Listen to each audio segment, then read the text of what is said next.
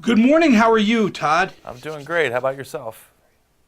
I am doing wonderful. I get to talk to you about one of my favorite subjects, NASA and the space program, and especially Apollo 11.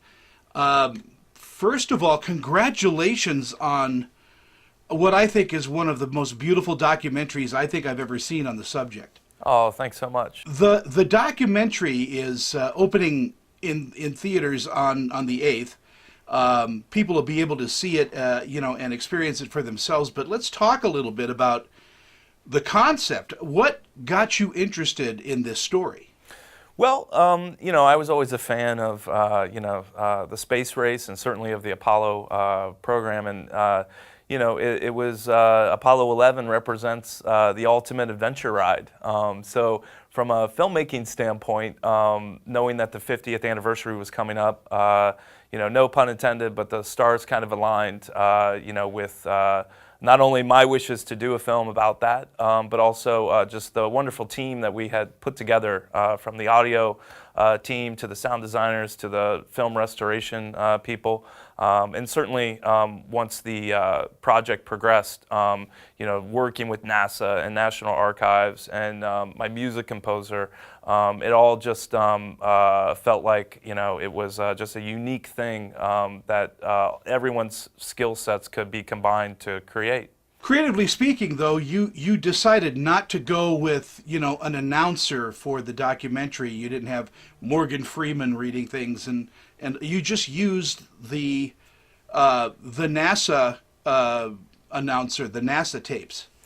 Yeah, it was always our intention to just stick, primarily with the archive materials. And, one of the great things about NASA is their public engagement, their, science communication above all else. So even back then, they had these public affairs announcers who were within mission control, sat very close to the flight directors, who can kind of make sense of all the technical jargon that was being talked at by the astronauts and the Capcoms and the guys in mission control. So it was very digestible material for someone like me, and ultimately, hopefully, an audience for them to follow along. And it certainly helped a lot that they have the voice of airline pilots, very calming, just kind of get you through all this technical jargon along the way. What piece of information, what footage did you discover that we've never seen? Well, there was a lot of the large format footage, so this would have been the 65 millimeter, and then even the footage of all the 16 and the 35. We rescanned all of that. So technically speaking, no one's ever seen any of this in this quality before. But in terms of all the never before seen footage, there's a lot ground-based in and around the launch, the recovery that takes place on the USS Hornet, and then certainly in the archival materials, the audio as well is such an important component to the film. We were given access to over 11,000 hours of mission control footage, and rifling through all of that, there's probably 90% of that has never been heard before by the public. In reliving, I mean, the heroes of Apollo 11, certainly the thousands and thousands of scientists behind the scene, but the face of Apollo 11 has always been Neil Armstrong and Buzz Aldrin. What did you discover about those guys?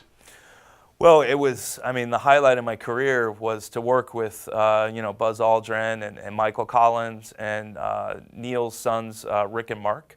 It was, we just had a kind of a mantra of accuracy above all else. And to actually go to them with scenes that I had read about in either interviews or through their autobiographies, and scenes that had never before been depicted in fiction or nonfiction, and say, we want to show some of these scenes. And have them comment on it and give feedback, and we could, kind of work, in the edit suite to get it just exactly how they experienced it.